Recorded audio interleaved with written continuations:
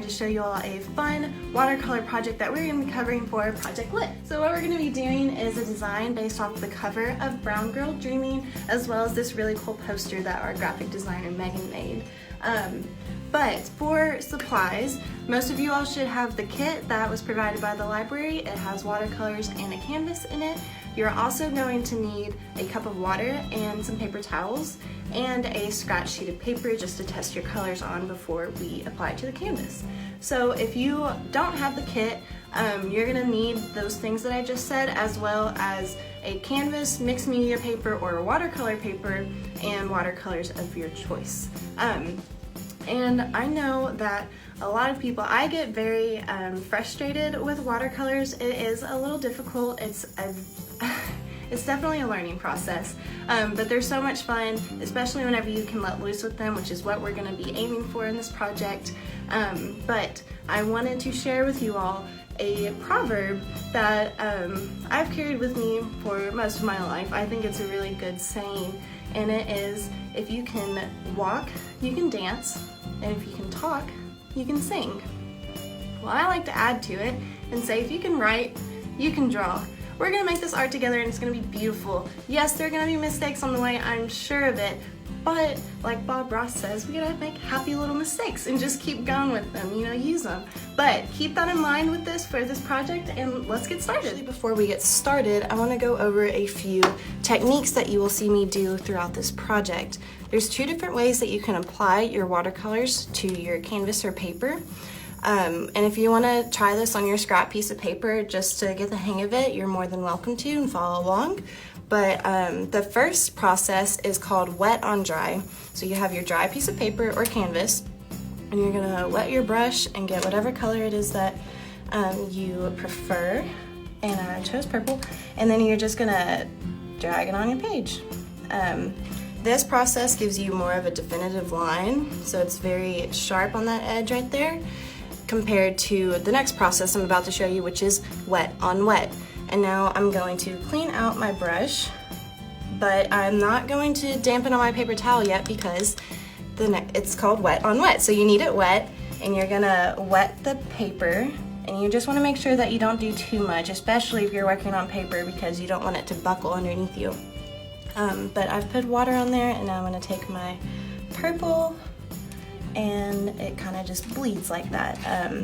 So it gives you a softer touch, and yeah, so that is wet on wet, and that is wet on dry. So those are those two techniques. And then another thing that I want to show you all is, if you do make a mess and you feel like you've messed up somehow, there are some easy fixes. They're not perfect fixes because it doesn't take it entirely away, but for example, say that was too dark for me and I didn't really like that, so I'm going to take my paper towel while it's still wet, and you just dab it and see how it lightens it up. It picks up most of the color and actually absorbs it, but as you can see, it does not get everything, so just be mindful of that as we're working with this project.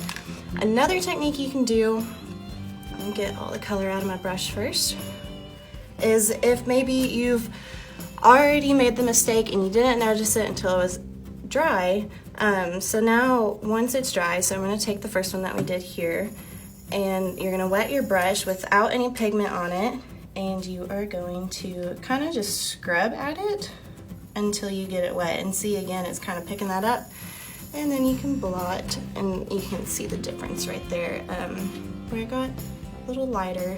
And so that one's not as useful, but it helps in a way. So now that we have those taken care of and you understand what we're gonna be doing with this project, let's get started. So as I told you all in the beginning, we are going to be kind of recreating the Brown Girl Dreaming background. And with that, we're gonna be using blue, yellow, and green and white.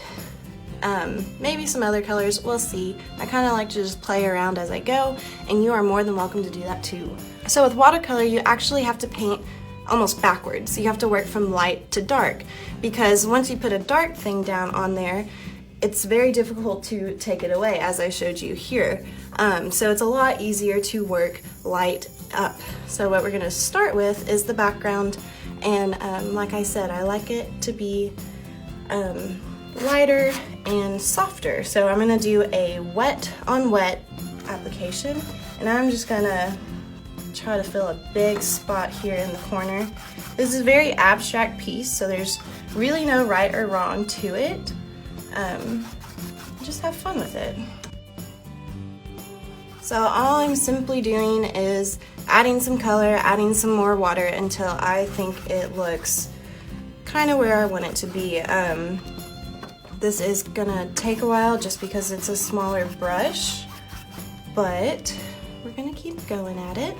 And you can see I'm kind of creating almost a gradient effect, and how you want to do that is literally what I'm doing, just swiping back and forth. It's very important you're using the side of your brush and you're not painting like this. You want to be painting on the side, so don't do that because you won't get as much on the canvas and it will take you a lot longer. It also damages your brush, so just be careful with that. I'm gonna add a little bit more water to kind of thin it out. And I loved this project comes with crayons because we're actually going to be using, or this kit comes with crayons because we're actually going to be using those later on, which I'm very excited about. I think I'm going to add some more yellow down in this corner maybe.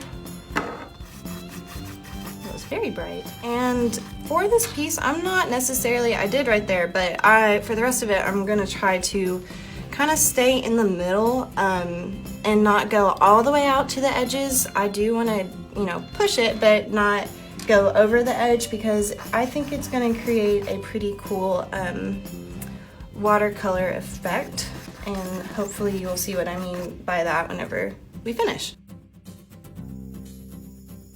So that's another thing too that you can do. I don't know if you all saw me just do that, but I had a very heavy amount of paint on here, and instead of going back and putting more, I just added some water and brushed it out and pushed it out onto the canvas. And again, that does create a lighter shade of the color that you're deciding to go with. Alright, so I've got some sporadic yellow marks on my canvas, and I think that's a good start. Now what I'm going to do is actually go in with blue, and then we're going to go in with some green. But I'm going to start with blue and get that on the page, and again with the same thing as the yellow, I'm just going to kind of spread it in everywhere. And it's very important that you're kind of doing the wet on wet process here, just because you want that softer feel. Like I said at the beginning, it's going to create a nicer blend and it will look very pretty. So get a lot of water on there and then just go at it with the blue. I don't really have a process for where I'm putting it. I think the less you think about it, the better it turns out. And once you get a hang of that motion, it becomes a much easier process. You see how that bleeds into that yellow right there with that water. So cool.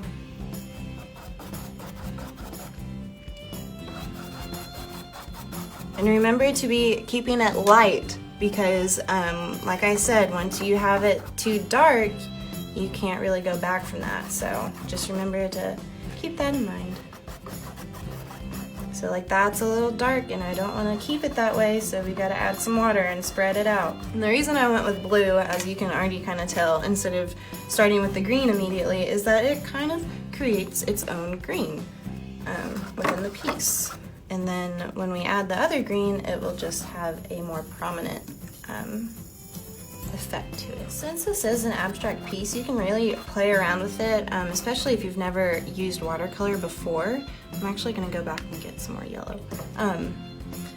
But there's so many different techniques. I highly encourage you to look up different tips and tricks that you all can do, especially to make more. So let's go ahead and move on to green.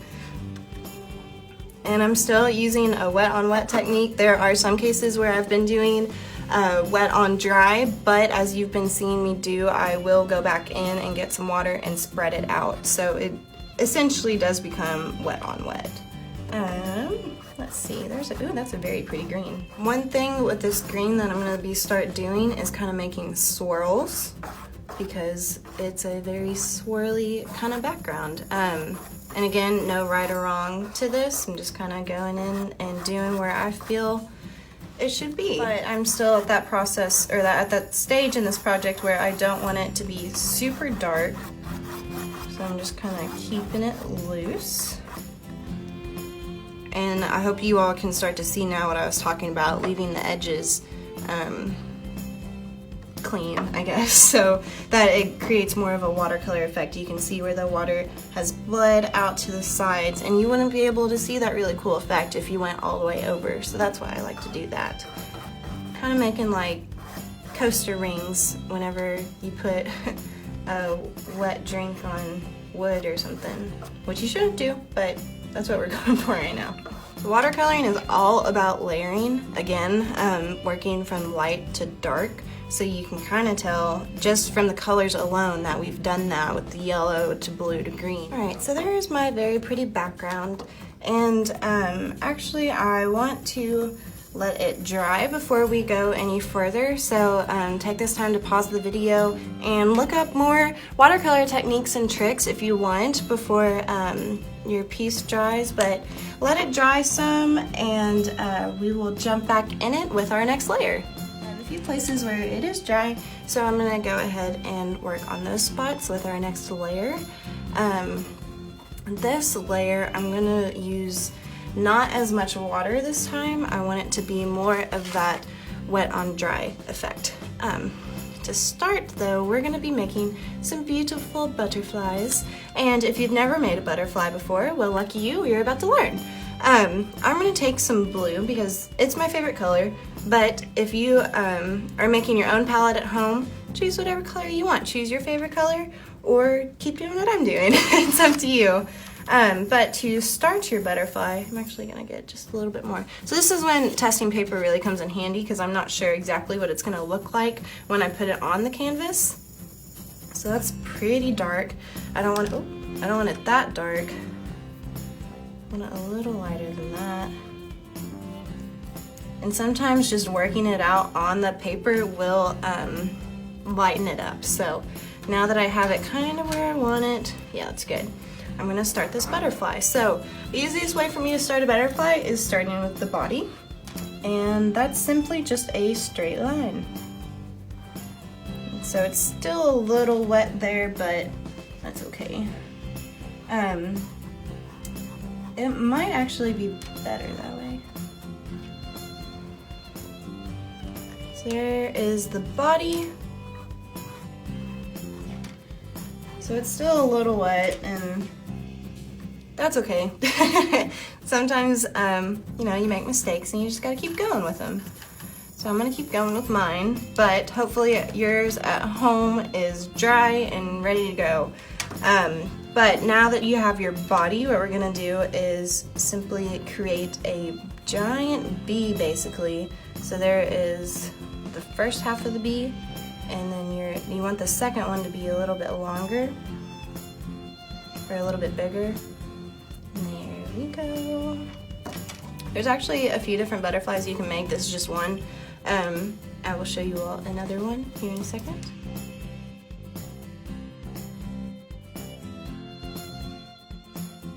So now I'm going to take my brush and have it a little bit lighter than what I had and fill it in. And if you are, if yours is dry at home instead of kind of like mine where it's already bled some, but you still want that soft effect, what you can do, it's already dried on this side so I can show you. What you can do is you take your wet brush and you just kind of pull that pigment out, and it creates a little bit softer edge there.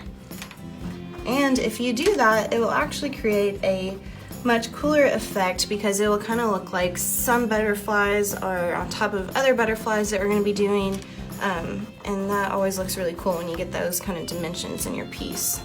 So there is one butterfly. He's not perfect, but we like him. There's always like a push and pull with watercolor, if you haven't picked that up already. So don't fret if it's not going perfect your first time. It does take some practice. But there's one butterfly, and let me show you all a different kind of butterfly you can do. I'm gonna make a green one. I think actually I'm gonna mix a little bit of blue into it too.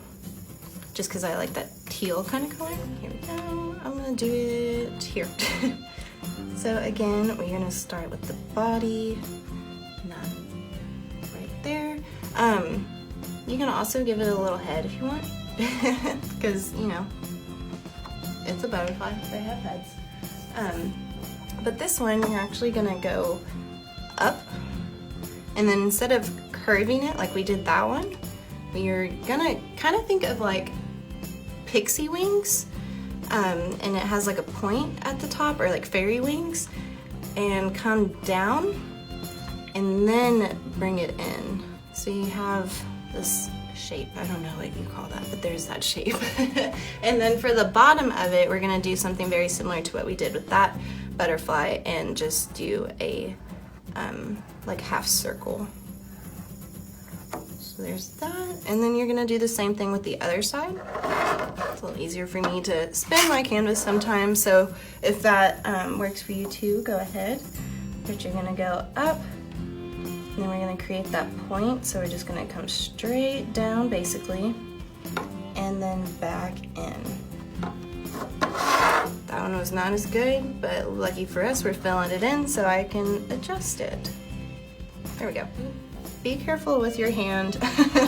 I just noticed that I've been picking up a little bit of my butterfly down here. So I'm gonna fix that real quick. So I'm more of a fan of this style butterfly, so I think I'm gonna keep going with that one. And if you want, after you finished it, kind of give it more definition of a body in the middle. That's personal preference. I kind of like it, but that is up to you all. This is your piece, so you have full reign over it. But I'm gonna keep doing a few more of these butterflies in that kind of teal color. Actually, scratch that, I'm sorry. I'm gonna do some in yellow first, because remember we work light to dark, so I'm gonna do some yellow butterflies. So now that I have a few more butterflies on here, I really kind of like this area up here. I feel like you can't see it because it's too light, but I really like this blend up here. So I'm gonna kind of leave it just to create like a cool composition as if they're moving like that. So, but again, personal preference, you can do whatever you want. This is just kind of what my piece has, you can see how it kind of turns into that anyway. So that's what my piece is kind of like telling me, I guess. So you can do the same or follow whatever you think your piece might be telling you. But I'm gonna keep layering some butterflies. I'm gonna do some more blue ones, I think. Just to layer them on top of those yellow ones. And ideally, it's best to let each layer dry, but just for the sake of time, I am going at it. So yours will probably look a little more different than mine, and that is totally fine. You also want to make sure that you're varying sizes. So far, I haven't really done that, and I just noticed it. This one's a little bit smaller, but again, to help give that dimension effect, you want to create some butterflies smaller and some bigger. So I'm gonna make a few small ones here before I forget. So now I'm gonna go back to using some green, just because I feel like the blue is kind of overpowering a little bit right now. I don't know if you could see that, but I did go over the lines a few times where we had like our border, I guess. But I think it kind of looks like they're coming off the page then that way. So I think that's a cool effect. So I'm going in and I'm adding a point to this wing, which I realized, you know, if you didn't like how I was teaching this wing method earlier and you are more comfortable with the beat, you can actually still make the beat and then just create a point at the end of the top of it, and it will look the same. If that's an easier explanation for it, I guess. So up here, I'm going to create a little darker one just to make it seem like it's on top of these other ones that are here. And these still are pretty wet, so I'm doing a wet on dry method right now, just to keep it from bleeding and moving away from me. So now that I've done a darker one on top, you can kind of see how those are layering and giving it more definition. I'm gonna do just a few more and then we will get into the next part of the project. All right, so I think this is good with the layering and the butterflies. Now this next part is totally optional. You can stop and leave it here, or you can keep following along. What we're gonna be doing is grabbing our crayons and going on top of the watercolor. I always love this. It's normally used with chalk pastels, but since we have crayons, that's what we're gonna work with today. So I'm gonna grab the colors that I used in the piece. So green, I guess I could use that green too maybe, and the yellow. I'll set that aside. And you can really just go at it with however you want. You can write a word on top of it. You can also do this with a black marker. What I kind of like to do, and I'm not sure how it will look, but it's kind of what I like about these projects is, you know, surprises. So I'm gonna take this blue crayon, and what I'm gonna do is outline a few, not all, a few of my butterflies. So you just take it right on the page as you would a drawing and just outline it. And then if you want to go even further, see it kind of defines that line, but you still get that cool watercolor effect in there. If you want to go in and like color them, shade them, you can do that too. It might look really cool to do that. Draw its little head in there. And what I mean by that is like going in and literally just shading some of the wings. And again, whenever I shade, same thing with the brush, you want to use the side of your crayon instead of on top, because whenever you use it on top, it creates a lot of pressure and it's harder to pick up. And again, it's easier to work from light to dark rather than trying to take away the dark. When you outline, it doesn't have to be, you know, blue for blue, yellow for yellow, green for green. And if you wanted to add more colors in, you could add in red, pink, purple, you know, orange, any other color that you think would fit with your piece.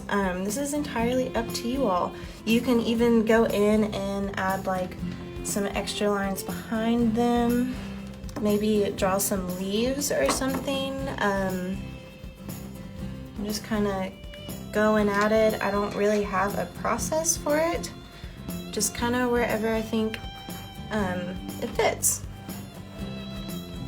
It almost looks like it has like cartoon flapping motions, I guess. So I've added a few yellow swirls in here, and they're not showing up super well, but I'm taking some blue watercolor and going on top of, oh, that was a lot. I'm going on top of them just to kind of bring that out some. But again, personal preference, it's all up to you. And you can make swirls without the crayon at all. It's just kind of going in and doing whatever I feel this piece needs in it.